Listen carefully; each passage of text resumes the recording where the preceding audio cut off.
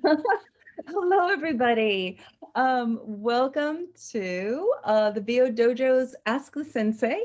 I'm Tish Hicks. I'm the Master Sensei of the VO Dojo here in Burbank, California. And this is our monthly monthly Q&A call where we gather myself, our esteemed techno sensei Dan Lenard, and we invite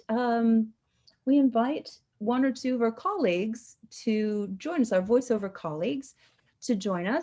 Today we are really excited to welcome Catherine Campion, who is recently joined the dojo team as a sensei, and has been working internationally from her new home base, or her returned home base in Minneapolis. And her voiceover partner, Sean Gray, who is based in Bali. So we have insights about their international work, but also all the work that all of us do. So we will have everyone introduce themselves for a few minutes, and then we will open up to questions. Oh, I also want to introduce the dojo team that is on the call here. Joshua Edwards is our COO, and he's our moderator today. Jeffrey Gilbank and Diana Suko are on the call as well. So if you need anything, they are all here to help guide and answer like logistics questions. We're here to answer the big questions. They're here to answer the others. Yeah, so we will start taking questions. Joshua will guide us through taking questions in the chat, so have them ready, because a Q&A call is much more exciting with the cues. And we're so excited to have you here. Dan, why don't you introduce yourself and tell us what you are up to? Oh, I'm a busy camper. What's going on?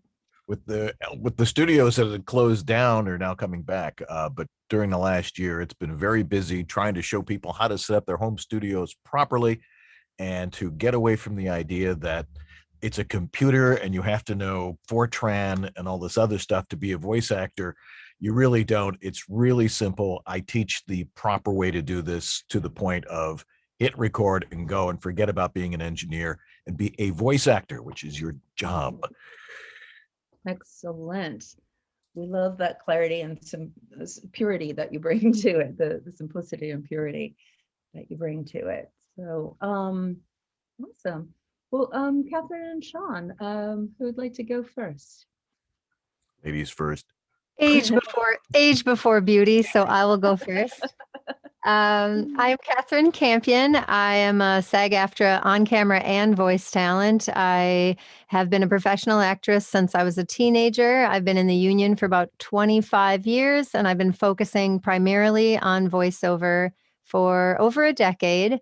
I lived in Los Angeles for the past 15 years and Ecuador, which is part of my story. And I moved back to my hometown of Minneapolis 2 years ago and have been enjoying, working from my home studio for the past couple of years here. Yay. And Sean, hi. Yes, so my name is Sean Gray. I am a global voice talent in 3 different ways. My accent is very neutral. You'll find out why in a second. My upbringing was very international, and my current living situation and client base, so I guess that's 4 ways, are very global. So I was born in Scotland. I grew up in England till the age of 5, so I used to have a very thick northern accent. Then I moved to the Netherlands, where I spent time in Dutch schools, but also had English friends and spoke English with my family. It was a very international area where I grew up. And my parents are Irish and Italian, but both kind of raised in Great Britain. So when people ask me here in Bali, you might know it's a kind of a health mecca, like people love healthy stuff. So I refer to myself as a European smoothie, being the beverage that they love here. I specialize in mostly corporate. I do some documentaries as well.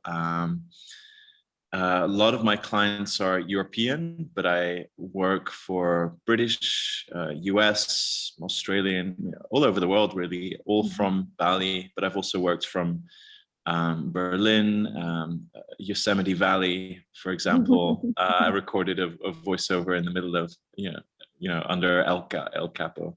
So yeah, and come from a music production background. And that's a little bit of background info on me. Yeah, I guess I could share a little bit about my international credentials and why we're here. I come from an Irish family. My parents are Irish on both sides. I'm an Irish citizen through them. I have traveled over 50 different countries. I've lived on several continents and owned property on a couple different continents. I work with clients primarily in Europe. Most of my clients are in Europe, but plenty in the US. And I've also developed quite a client base in Spain and Latin America because I speak Spanish, because I lived in Ecuador a few years ago and spent the past few years really working on my Spanish. So, and I mostly do commercials and corporate narration, documentaries, and some video games. Excellent. Yay. Well, we're so excited to have you here. I think we're ready. We can jump in with the questions. Yes. Here we are. Let's see, how, Joshua, do you want to take it away? Sure. If there's any questions yet? Thanks everyone for your participation here. We welcome your questions via the chat function, or you can also raise your hand. And if you look into the icon section of your computer or your mobile device, just like Terrell did, hopefully I'm saying your name correctly, you'll see the participants icon, and there'll be a place where you can raise your hand there, or you can also check the reactions button. That might be the place on your computer where you can raise your hand. But first, let's hear from Terrell. What is your question? And am I saying your name correctly? Yes, you are. Do you hear me? Yes. Yeah. Hey, Terrell. Just want to make sure. Hey, Catherine. So other than being on Bidalgo, which I am, how do you connect with overseas clients? I think that's kind of a great way to start. That's kind of probably the most basic question you can have in this arena. So I will let Sean field this one. This is definitely his area of expertise. Yes, Terrell, thanks for your question. There's many ways in which you can do this, and Bidalgo is certainly a great way to get started. Start with your own network, I would say. I'm sure maybe you have some people that you know in foreign countries, European countries. Reach out to them, see if they know anyone who would have anything to do with voiceover, because word of mouth and personal connections are always a very good place to start, way better than cold approach. But that said, you can definitely cold approach companies, production companies, and there are many different types of voiceover clients that you can approach in Europe who will, perhaps be open to hiring you as a US voice talent, because there's definitely demand for it in the US, in Europe, all over the world. There's demand for US Europe. voices. I would like to interject with an anecdote that I shared with Sean this morning. We chat all the time on the WhatsApp because, we're 13 time zones apart. And Sean and I have never met in person, incidentally, and we've been working together for a few years. Just today, I reached out to my real estate agent in Ecuador. I'm selling my farm in Ecuador right now. And he had sent me this promotional video, and it had, I think his Ecuadorian video editor had decided to do the voice for it. And I was like, wow, that really would be much better with professional voiceover. So I reached out to him, and he was like, oh my gosh, yeah, I would love to hire you for like tons of these videos that I'm going to be doing over the coming years. So now I'm basically going to be the voice of his company. And that was all just from a WhatsApp today that I just said, hey, I see that you're doing videos that need voices. So it's a really good example of like, just reach out to people that are not necessarily in the VO world at all, but most businesses need voiceovers for something, even if it's just their telephone answering system. Well, and I think that that mindset, I think sometimes that mindset of like, what's the most direct route, right? Who do you know? Who are you talking to? You can say something that's like cutting to the chase without a chase, right? That's an interesting mindset.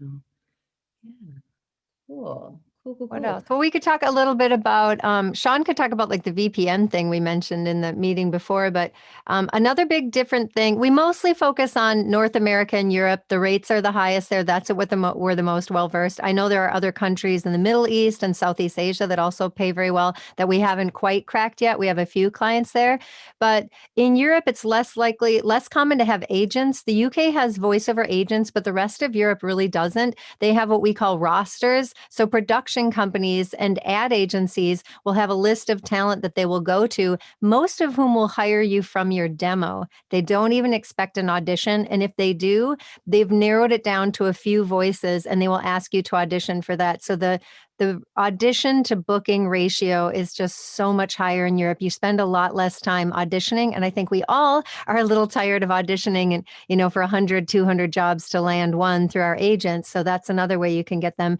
And then Sean actually has a little tip for finding direct clients in Europe. Cool. And guys, we can answer. Obviously, Sean and Catherine are here. They're going to be here later in the month too, doing a workshop, so we can go totally more in depth. But we can open up to any questions that are on your mind. If you have tech questions, Dan's here, and we can like just anything that you're like, what about? That's why we have this. So you can ask questions. So let's see. Do we take the chat and then hand, Joshua? How do you want to do it? Oh, this is voiceover, right? So let's hear from people first, and then we can go to the chat.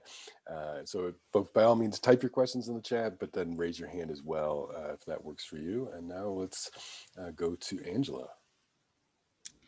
Hi. I think my question was kind of answered earlier, but my question was, do you see that there is a demand for American voices? And I think you did answer that, but my next question is, with the demand, what is the focus? Is it commercial? Is it narration? Is it promo?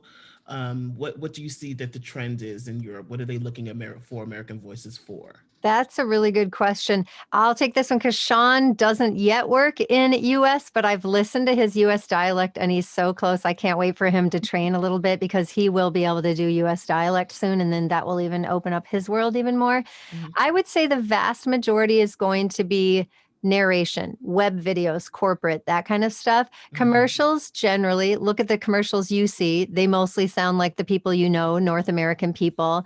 Although occasionally, especially if they're looking for a specific product that's like American. But yeah, those are mostly the kind of thing you're going to get is like narrational and web videos, things that they probably already offer in their native tongue, whether it's Dutch or Italian or German. And then they also need, because English is basically the lingua franca of the business world today, but certainly in Europe, that's the language they're currently using for most of their interconnected communications.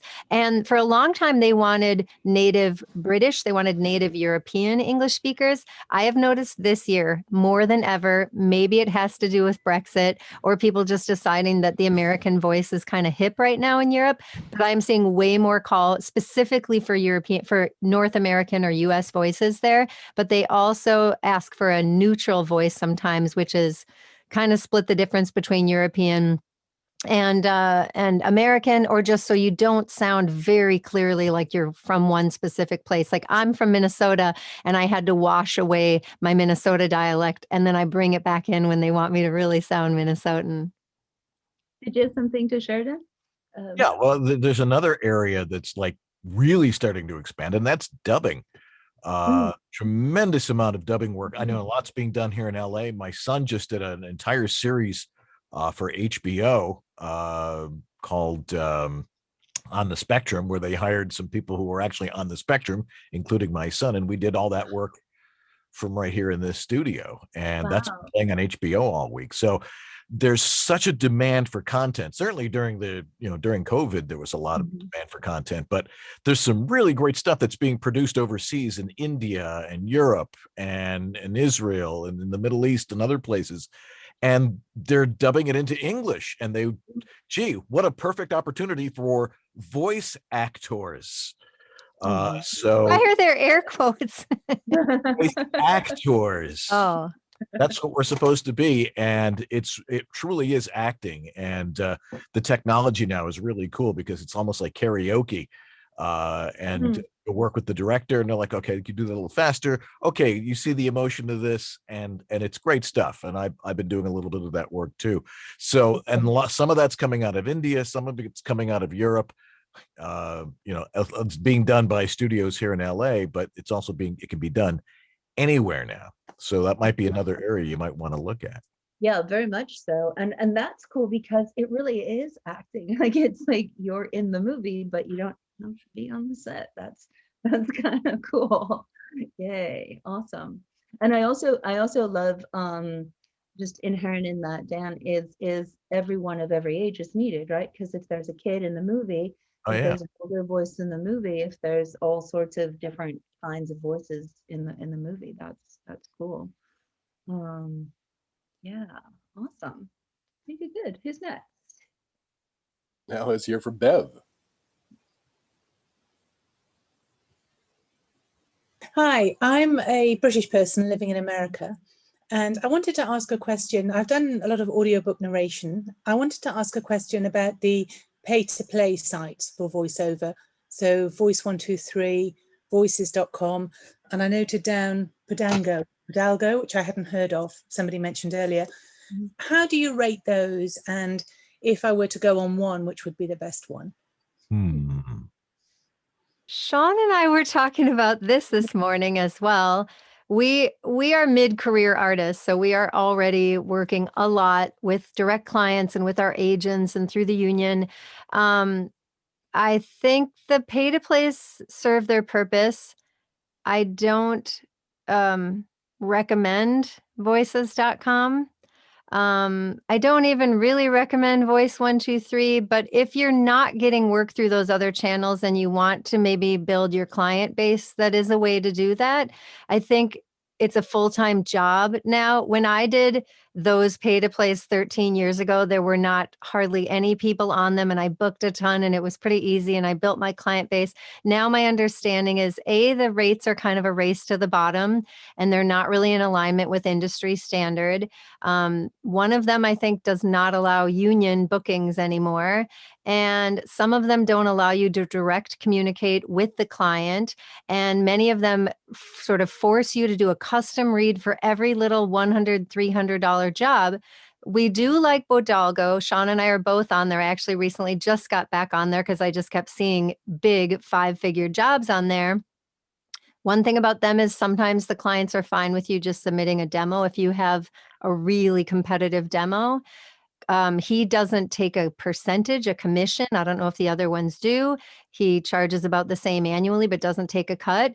It is vetted. You have to apply to be accepted. So it is working professionals on there, and the clients are vetted, unlike the other ones. So you will never see a $100 job on there, and you will never see people from developing markets trying to spam you from within there, because Armin works 28 hours a day somehow and keeps it all in check. So I really do recommend Bodalgo, with the disclaimer that Armin just told me the other day that he feels like so many people have tried to join his site lately that he's now trying to drum up more clients. So it's not as busy on there as it used to be. But if you're going to do a pay to play, that's the one I recommend. What do you say, Sean?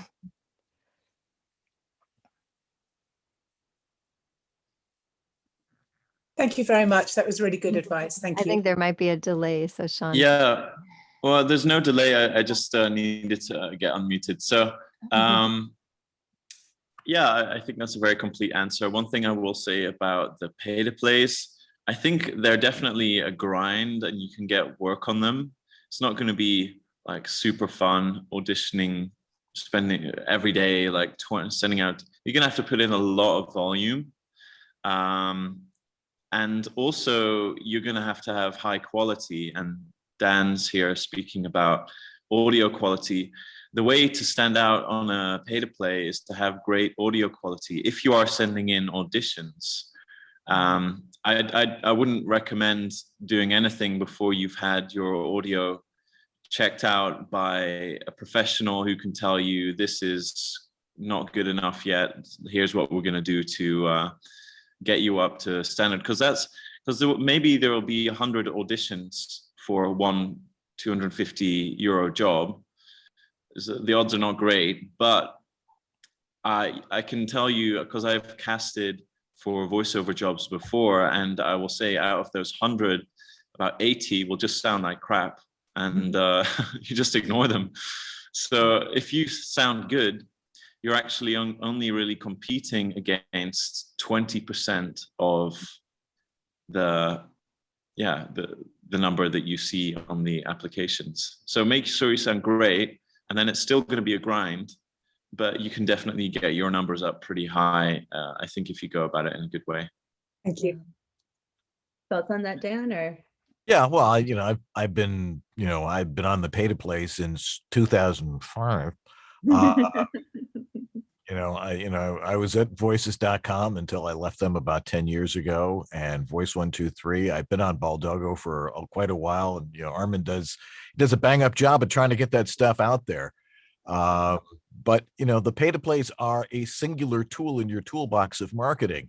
That this is an entrepreneurial business. No one's going to go out and find the work for you. You've got to get on the phone. You've got to get on your email. You've got to get on your lists. And like a life insurance agent, hit the people up who are going to hire you and go to them. They're not going to come to you. Occasionally you'll find something on a pay-to-play and go, oh, I'm going to book this, and 20% of the time you actually might. Yeah, but also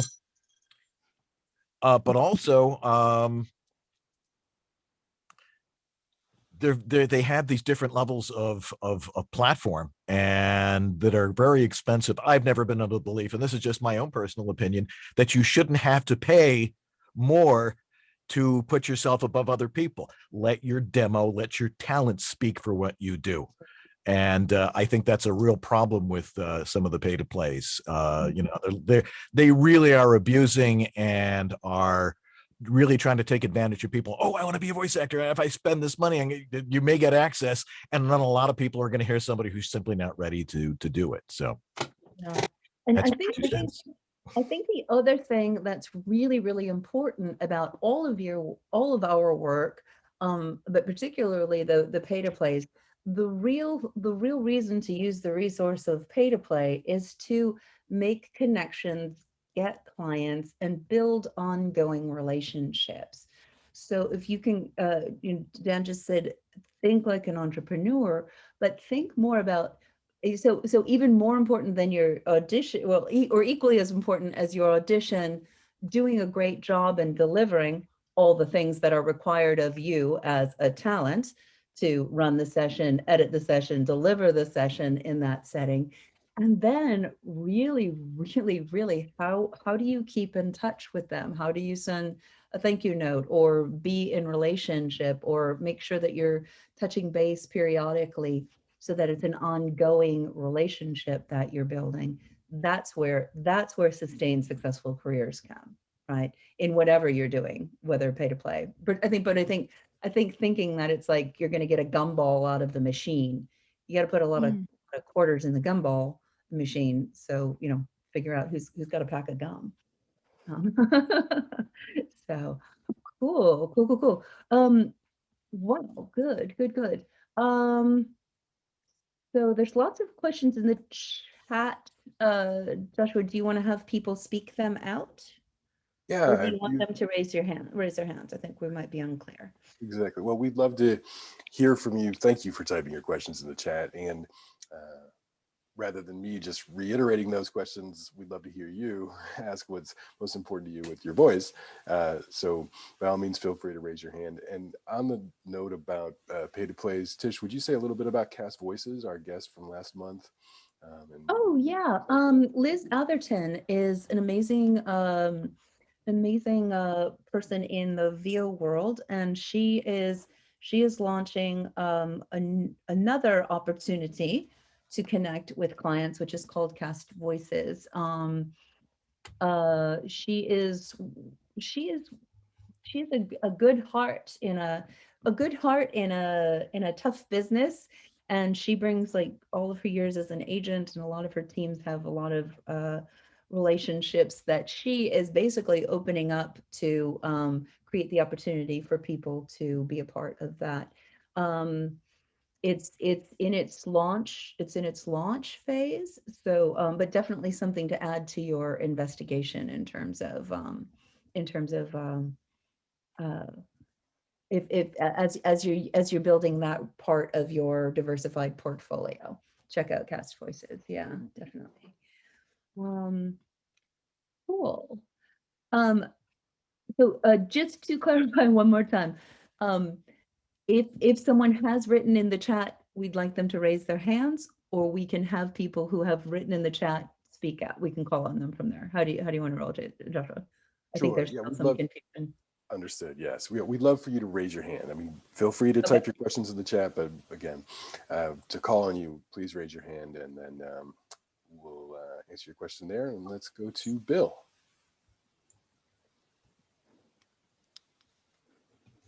Oh, yes. Hi, my name is Bill. I work at I study at the VO Dojo, and I'm looking toward getting my demos this year. And I wanted to ask you about, you mentioned narration, a lot of work in narration in the international market. Catherine said you're often hired from your demos. I noticed on Sean's site, he has TV narration listed as a demo only. Seems to be the prevailing wisdom in the United States is you have one demo for TV, one for corporate, one for medical. How does that differ in the international market? Is a narration demo with a little bit of all genres more the norm, or how do you see that? Well, in my experience, I'm a little bit lazy, and that's part of how my career has gone so well, is I'm very big into like work smart, not work hard. I use my commercial demo for almost everything, and I book a lot just by sending that. And that goes against everything. Everyone's telling you right now you need a medical explainer demo and a tech explainer demo. You need all these different specifics so that when they find you, they know that's exactly what they're looking for. They're not idiots. They have some creativity. They can hear your voice and hear what you do, and it doesn't have to be that specific. I don't think people, there's all these different routes for voiceover, and there are people that do very well because they have these very specific things. As far as narration goes, I do have a narration demo. I actually have a UK-US demo that mixes both, and that's the one I use the most because I find international non-native English speaking clients don't necessarily know, unless you have a very strong accent, they don't necessarily hear it. Like when I hear Spanish, I can't usually place like, oh, they're from Mexico, or I can tell like European versus Latin American, but I can't differentiate that much. So there's plenty of work for native English speakers in whatever dialect they speak. And yeah, I personally just book a lot off of my commercial demo because in Europe, it's more common to just submit with a demo. What about you, Sean?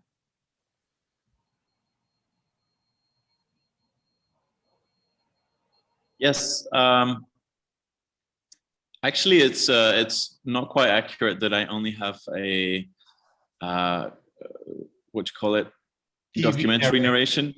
Yeah, no, I don't. That's the only one that I name narration. But the ones that are called corporate explainer, that's also narration, basically in the way that you would. So I just list that under corporate. I differently from Catherine when I apply, I try to give a sample of mine from one of my demos that fits the description of the thing better. I think Catherine books a lot, so maybe I should just switch to using my my commercial demo. But then she has this lovely Subaru commercial in the beginning that just Yeah. gets her all the work. So I don't know if we 90% of agree my with that. clients, when they book me from a demo, so now Tish has replaced me as the voice of Subaru, which I love. But yeah, I did Subaru for a few years, and the opening of my demo is one of my Subaru commercials. And I can honestly say, like, 90% of the doors that have been open and 90% of the work that I've booked with my demo, when I ask them, well, was there a track on my demo that really caught your ear? Almost 100% of the time, they're like, we really liked that Subaru. So because that's so beloved and people recognize it, they're like, I remember this campaign.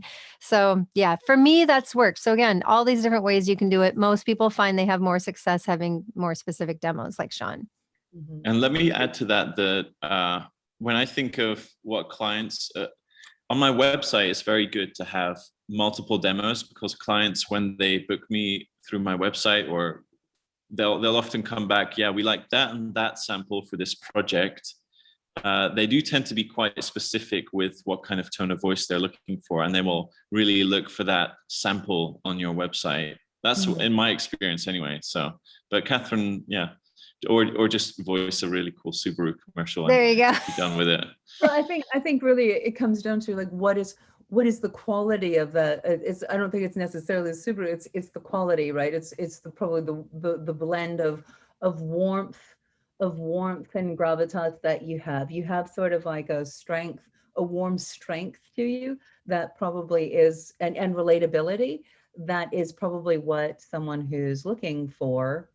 That's how we want to speak to our clients or our customers or our team or our shareholders or whoever we're talking to. It might be that quality of what that spot embodies. Right. Yeah, so I think this has just come to me when you're doing your next demo, or I often recommend, like, if you've already done some demos, just pay to get one amazing track made. Like, if I didn't have, my demo is all stuff I've actually booked. It's mostly national network union commercials I've booked. I'm fortunate to be at that point in my career. If you're not, go to one of these great demo producers and get a track, because that opening track is everything. Apparently, a lot of times the client doesn't even get past the first 15 seconds. So whatever comes after that on mine, I'm less concerned about. So just a new way to think about demos, like pay to get an amazing track made. And there's something about that track for me that, oh, I can see how it fits in the corporate narrative. It's sort of a narrative storytelling kind of track. So I can see how it kind of fits into the other world. So just to save some time and money and not have to think, which demo should I submit for this? And there's just so many demos out there right now. And I'm really focusing on just doing almost everything with the one. Right, well, thank you for your time. I'm just as confused as ever. I overthink it. I think I need corporate medical.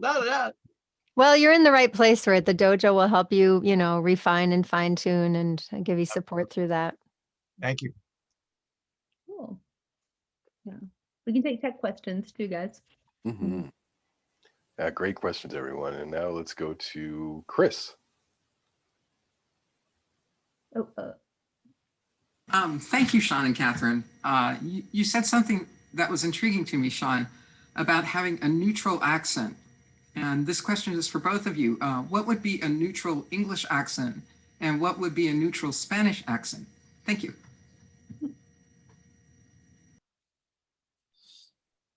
I don't know what a neutral Spanish accent would be like. Probably a Spanish person who doesn't sound like they're Spanish, sounds like they could be from anywhere. Spanish is the second language, maybe.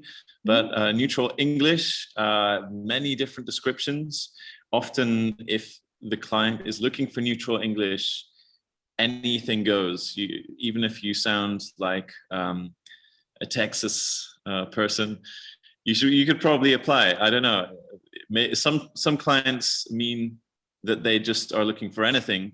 Some clients mean that they specifically want a voice where you can't place where it's from. That's what I understand under neutral English, is a voice where it sounds like so nondescript, like where's that voice even from, which allows companies to sound international and not too specifically English or too specifically US, it just sounds global.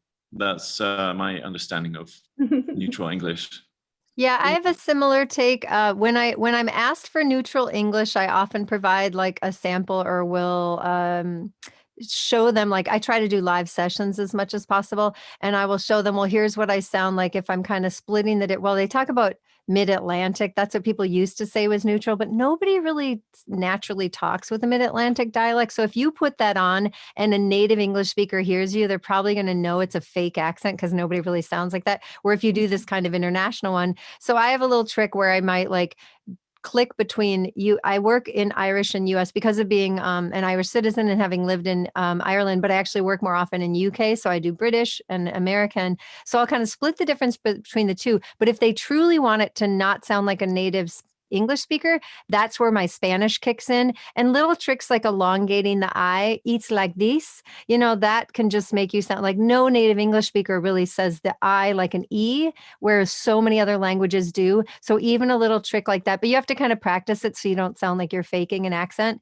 Having said all this, when it comes into the session, I will often just start it with a nice upper Midwestern neutral North American dialect. And they'll be like, yeah, that sounds great. Can you just do that? Well, the session's a little easier if I can just default to my most natural dialect. And Sean's also blessed that he sounds kind of UK to our ear. He sounds UK, but to a UK person, I think he sounds a little more continental, like, oh, he's got a little bit of that Dutch in there and sort of like a posh Dutch person. So yeah, you can kind of fake it, but it might not even matter. Like I wouldn't worry too much about the dialect because the vast majority of what I do with my international clients is in the end, they end up just liking my neutral North American dialect. Yeah. Did you have a thought, Dan, on this? But we can't hear you. Okay. Yeah, I'm from Buffalo. So, I had a very upper Midwestern type of accent, not quite, Canadian, Minnesota type accent, but also because I'm ancient history. I learned how to announce from the last great generation of announcers. So people of my generation tend to speak very, very formally. And, and I can see that, there are other people who are of my ilk, who tend to talk that way. Millennials talk very, very differently. And the younger kids, they talk even very, very differently. So there is no such thing as this kind of an accent or that kind of an accent. When it comes to a neutral American accent, it really has to do far more with the demographics of who you are and who it is they're trying to apply that demographic to. So the answer is usually just be yourself, because that's what I mean, I don't know if I told this story last month. I was once doing a session with a company in Finland, and it was Norway. It was Norway, and it was for an ice cream company. And I'm on the other end, and I hear them jabbering in Norwegian, and then one of them says, "Can you do that with a Southern accent?" And I'm like, "What?" And then one of them says, "Okay, let me show you how I want to," and he does this thing, and I'm like, "Okay." Folks, here's the rule. Norwegians are not allowed to do Southern American accent. A lot of laughter from the other end. But they eventually used the neutral accent that I gave initially. So, there's no rules. There's no one set rule to all of this stuff. Give the client what they want. That's all. Just ask them what they want. Give them what they want. Exactly. Yeah. And I can speak a little on the Spanish because there were a few questions coming in about like, what if you're not fluent, and am I actually working in Spanish? And so I am like an adult learner Spanish speaker. I speak Spanish with a pretty neutral accent, apparently. When I lived in Ecuador, people would always ask me where I was from. And I'm like, the US. They're like, no, where's your Spanish from? I'm like, I don't know, global. And so apparently I have a kind of neutral. And when I really if I've had a drink, I can speak Spanish almost like I sound like a native Spanish speaker. Having said that, I don't take those jobs. I don't apply for those jobs. I don't ever try to pass yourself as more fluent than you are. And I don't even say I'm fluent. I'm highly conversational. I'm at an intermediate level. The main thing Spanish has given me is I have clients all over Spain and South America who speak little to no English, and they love that they can communicate with me in Spanish. They can direct me in Spanish. So if anyone speaks an intermediate level of any other language, focus on that market first, because I have probably the most, if you add up all my Spanish language clients, it's maybe like the biggest market that I have. And of course, the European Spanish clients pay a lot better than the Latin American ones. I don't do as much with Latin American. But having said that, I have done a few Spanish language stuff where they didn't need a native Spanish speaker. I actually just got a job offer today to voice it's a dubbing job where they wanted someone to dub in English, but they said it'd be nice if you could sound a little like you maybe were originally from Mexico. I'm like, yeah, that's a skill set I have, is to do English accented with Mexican. As far as neutral goes, in the North American industry, neutral Spanish generally means Mexican, and like neutral Mexican, like city Mexican, not rural Mexican. And in Europe, it means, yeah, the Castellano, and you want to sound more European. I don't speak European Spanish. Mine is definitely Latin American Spanish. Cool. Cool. Excellent. All right. Who's next? Yes, let's hear from Kalia. Am I saying your name correctly?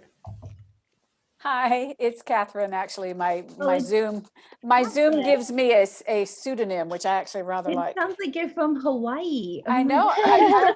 I think I'm gonna make it. I think I'm gonna make it my pseudonym for like erotic audiobooks or something. Anyway, for just as a logistical and just business question, never having tried to dive into the international market, I don't speak another language well enough to pass myself off, so I'm just an American actress. Talk a little bit about jurisdiction, both with whether you need to worry about any of that with your agents here stateside, and also how to deal with union aspects of working for international clients. Oh, so global rule 1 is that you don't work outside of union jurisdiction. So do you know about converting non-union to union through a paymaster? I have done it once. I understand that if the pay rate is at a certain level, you can convert it to a union job. Yeah. I'm not that conversant in what those levels are yet, so I need to educate myself. It just has to be like $600 to fit the minimum. And now this doesn't pertain to commercial, and I don't really do broadcast outside of the internationally. I mostly book commercial just in the US. So it's just a process that you run it through. You have your client pay you through a paymaster, a SAG-AFTRA signatory paymaster, and then they convert it to union, and your pension and health comes out. The reason it has to be at least $600 is they're taking your pension and your health out, your taxes, your SAG-AFTRA dues, and a little cut to the paymaster. So if you've got a job that's like $300 or $400, what I do is I wait until I've got enough jobs from them. So like I was saying this the other day, I do a ton of work for Sunbelt Rentals, and a lot of their videos are like $250, $300 each, but they let me just stack up until I have enough, and it's completely legitimate. You just, when you've earned enough through that client, you send it to the paymaster, they pay the paymaster takes everything out, and you get a slightly smaller check, but you get contributions to your pension and health in your union. So it's the same internationally as it is in the US. And so you don't deal with your United States agents for any of that work. They don't get a commission. They don't get a cut if you're a signed client. No, they don't really want to deal with that. And yeah, no. I mean, if I did have an audition for a global campaign through Media Monks that Sean got me, that was like a high 5-figure gig. And so I immediately said, you've got to talk to me, because it was through an ad agency. I said, you got to talk to my agent about this. She handles all my broadcast union work. And so had I booked that job, it was down to me and a British talent for a British voiceover. And they went with the British woman. But yeah, that's something I would run through my agent. I do not do any broadcast negotiations. I leave that all up to my agent. Interesting. So if you're more interested in doing things like narration for documentary or corporate, you can handle all of that through a paymaster. That's good to know. Yep. Cool. Yep. Thank you. Yeah. And the client doesn't even have to know you're converting at union. You just say, oh, when you're ready to pay me, here's where my payment goes. And they pay the pay, and just say, I just have to run. And they also don't question it, because you're like, in the US, this is what we do. You pay the paymaster, they take the taxes out and stuff, and they pay me. And so it's no problem. Great. And if you're looking for someone who does that sort of work, Bethany Monroe and Tim Friedlander at Soundbox LA, you can they're good eggs and can help you with that and help educate you on it if you have questions. Yeah, maybe someone can drop that in the chat. That'd be great. Yeah, thanks. Awesome. Got 15 more minutes. Yes, we're coming into the home stretch here. We'll get to as many questions as we can. Now let's hear from Kimberly. Hi. So I hope I didn't miss this answer, but I'm having more from Bidalgo. I tend to land some German clients, and I've had the last few bookings. They want the billing or the invoicing to be in euros. So I was somebody recommended TransferWise, which I believe is just Wise right now. And so I've used it a couple of times, and I'm just wondering, in your experience with conversion rates and just trying to avoid these just really high fees that PayPal would charge, right? Would Mhm. that be your go-to as far as a service to Yeah, I use? think we both use Wise. They take like 1%. Is Okay. that right, Sean? Wise is really good. It's the one I use as much as I can. And what I do is I set up borderless accounts through Wise and just give my US, because for me it's the other way around, right? I give my US clients my US account details, or UK clients my UK account details, which Yep. I've obtained through Wise. And then it allows me to convert that very easily within the Wise app. I can just do it on my phone. It's very, very good. Cool. Mhm. Thank you. Cool. And it is good to know that the way things get paid in Europe is a little bit different. I know I was in Switzerland the year before, the year that wasn't, back when we were going to Switzerland, and I had a transaction, and like asking for like bank information, which is how things are doing. So TransferWise takes care of that, right? It makes it like I was like, I think here in America, when you get something like transfer money, it's like from a Nigerian prince or something. So you go like, what? I should transfer money? But it's pretty normal there. So it sounds like TransferWise takes care of all of those things. Yeah.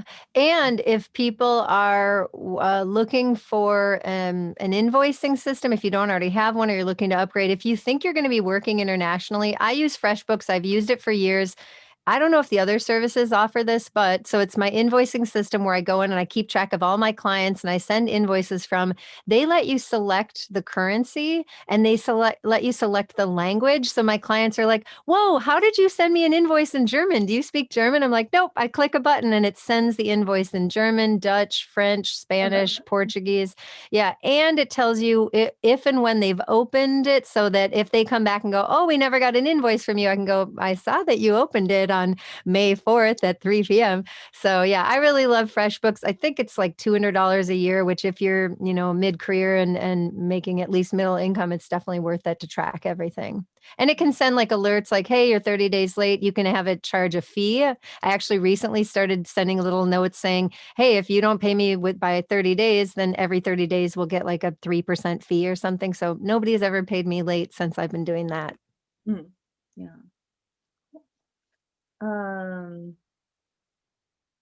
Excellent. So looks like we've got Bill, and then Janet has a tech question. Great. Go to Janet after Bill. Hi, Dan. I was just wondering how do you see any differences between what international clients want and what U.S. clients want in the sound of their recordings? Do you have to ever adjust your gear or your acoustics in your booth? No. Here's the thing. Everybody's like so concerned about the quality of their audio. Your audio is your audio. Everybody has to stop thinking about all of this processing and compression and EQ and all this stuff. If your audio is good, raw, that's what the other people want. In Europe, I've heard a lot of stuff from European guys. They tend to be very close mic'd and over compressed and stuff like that. I think that has started to wane in the last couple of years, thank God. But the fact of the matter is don't worry about this stuff. If you got hired for a job by somebody with the audio you have, why would you want to futz with it to change anything to what they want? They're never going to ask you to do any of those things. If you send them audio, They're going to do all the manipulation. So don't worry about that stuff. Stop thinking about plugins and compression and EQ and all these other things. That is for stuff for people who are, I can count them on less than two hands, who have to be able to do that kind of stuff. And if you're just doing general narration work or all these other things internationally, it's not your job. So just hit record and go. Yeah. And I love the image of you don't come to a makeup artist with a full face of makeup. Like, you want your sound to just be your natural, radiant, beautiful, no makeup sound, or or maybe normalized to put a little concealer on, right? Or something like that. But how do you get your sound to just be what is, so that then the engineer can do whatever is needed for that job? You want to give them a tabla rosa. You want to give them a blank slate to work with. So don't futz with it. Thank you, Dan. Quite welcome. Love these questions. Yep. And yeah, let's check in on Janet. You wrote your question in the chat.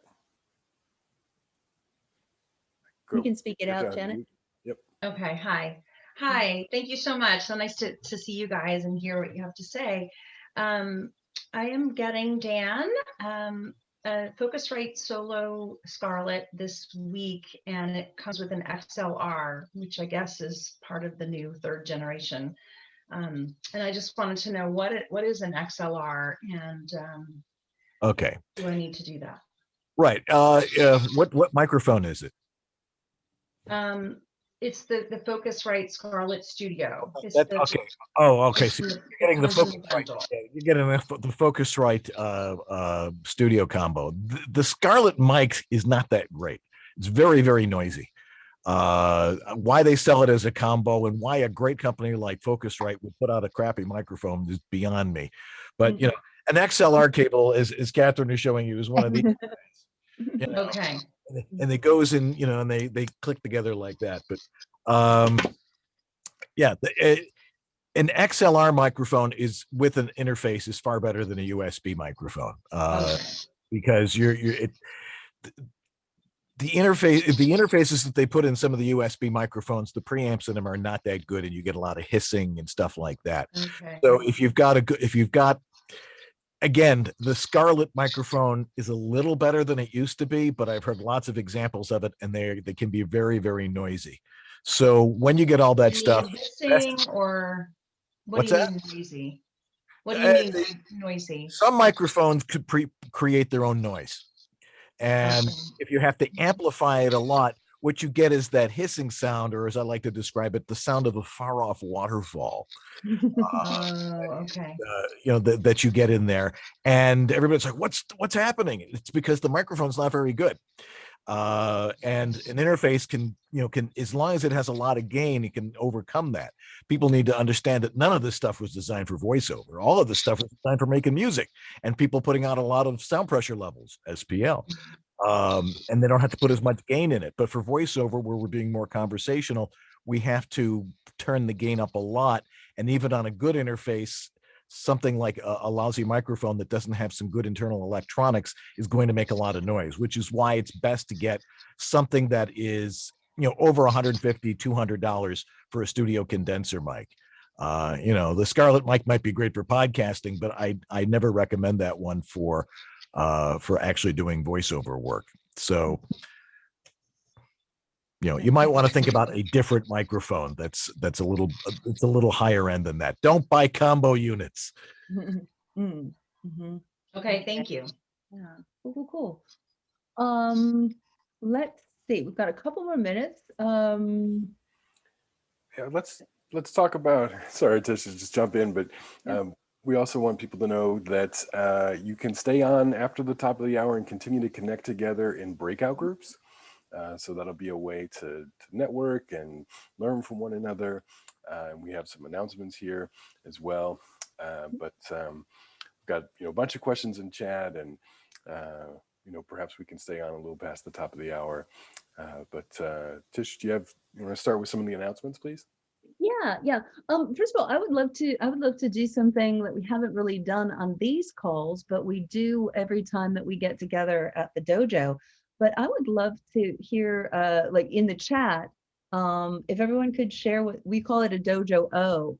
Like, we covered a lot of cool things today, but I would love to hear, or we would love to hear what resonated with you. Like, so a dojo O is choose one thing that made you go, oh, or oh, or oh, or oh, and distill it to its most essential form and share it in the chat. So we can do that as we're wrapping up. So as Diana said at the top of the call, May is, and here we are, Cinco de Mayo. It's great. May is International Month at the dojo. So next week, next Wednesday in this time slot, we're having a get to know the dojo with Apogee microphones, which is, if you're going to get a USB mic, get an Apogee mic. And we're going to be talking about getting to know the dojo, and then also Apogee is going to be sharing some of their equipment and how you can be incorporating it. The idea being, we're about to be ready to go again. So how can you have like a, what's your road kit is sort of what we're talking about. But the folks from Apogee will be on that call and be able to answer questions about that. That's the 12th. On the 19th, Sean and Catherine are going to be doing our Dojo Go Guide about international voiceover. So a Go Guide, we invite either people who are part of the dojo, either as alumni who've had success in different genres, to come back and share their experiences, their insights, their best practices. And so you leave with a really great overview of how to think about it, how to approach it, and then a checklist and an action plan, like best next steps. So that's the Go Guide. You can find that on the website. I think Diana's going to put everything in the chat, how to reach that.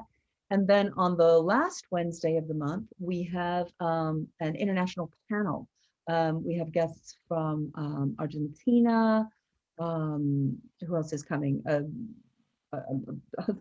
People who are working internationally from around the world are going to come and join us and talk even more about this. So yeah, and putting in the context of how is everyone diversifying how we are all working, right? What else can we do? Yeah, so before we break out, Dan, how do people best keep in touch with you? The best way is to go to my my website, homevoiceoverstudio.com. Don't ask me how I got that one. It's just, timing is everything. And one of the features I have there is, if you scroll to the bottom of the page, there's a specimen collection cup. You click on that. It is a Dropbox. Send me your audio, $25. I will do a complete analysis of your audio, and we'll see, where your shortfalls are, or if it sounds great. But I will give it a very thorough analysis and make sure that you are sounding the way it's supposed to sound like, or the acronym is WHISTLE. Whistle. Yes. And then if you need help, you can help people too with a studio consultation, right? Absolutely. Yeah, awesome. And then also behind Dan is his webcast, which is VOBS, Voiceover Body Shop, and he and George Whittam talk. It's like this, but really talking about mostly tech stuff and also guests and stuff. It's really great. It's a great. And yeah, we're on Facebook, and YouTube, and smoke signals and all sorts of stuff. So yeah, it's a great resource, and there's lots of archives too, so lots of things there. And then Catherine and Sean, we'll come meet Catherine and Sean next, in 2 weeks, and come do the Go Guide. Yep, and I dropped my my website in the chat, so if you want to poke around and see a lot of the stuff on there is just my US stuff, but you can hear some of the international stuff I book. Also, if you want to reach out to me directly with a question or book me for a private through the dojo or something, but I'm looking forward to seeing a lot of you in 2 weeks in the Go Guide. Cool. And Sean, how about you? How would you like? Yes, you can connect with me anywhere you like. My email you can be found on voiceofgray.com. That's GRAY. I'm on Instagram. I mix professional and personal, so you get to see my personal travel life as well. Facebook is a bit more focused on professional, so Sean Charles Gray on Facebook, and LinkedIn. I think it's Sean Charles Gray as well on LinkedIn. Excellent. Happy to connect with you there. Excellent. And of course, and Instagram, sorry, is at Sean Gray 1. Awesome. Good. And of course, the everything we're doing at the dojo is on our website, which is www.thevodojo.com. So thank you again. It's just 11, so we will wrap up this officially. If you wanna hang out, Joshua will be putting people in some chat rooms, and Dan and Sean and Catherine, if you have a couple minutes, if you want to jump into one of those, you can. Yeah. Otherwise, check out. And next month, my friend and colleague Piotr Michaels, who is going to be joining us, and he is an absolute brilliant animation guy, and he does sound-alikes. He's on Michelle Obama's new puppet show, which is probably not how she refers to it, but but he's working with Michelle Obama. But he's absolutely brilliant. So if you have any inkling of animation, Piotr's going to be there. I'm sorry, I just. So apparently I'm done. Awesome. So look forward to spending a lot of time with you this month. If you are working pro, we can talk about Nth Degree too, our working pro workouts. Plus we have fight clubs coming up through the month of March, or month of May. JJ Durgans is coming. Stephanie Shea is this Friday. About anime. So check out the schedule, and let's see, Tony Rogers and Kritzia Bajos is coming too. So all right, guys, if you're out, we'll see you next month. If you're hanging out in breakout rooms, we'll stay and chat for a little bit. And thank you, Joshua and Diana and Jeffrey and Catherine and Sean and Dan and all of you for being here. Thanks for having us. Look forward to seeing you more. Okay, thanks everyone.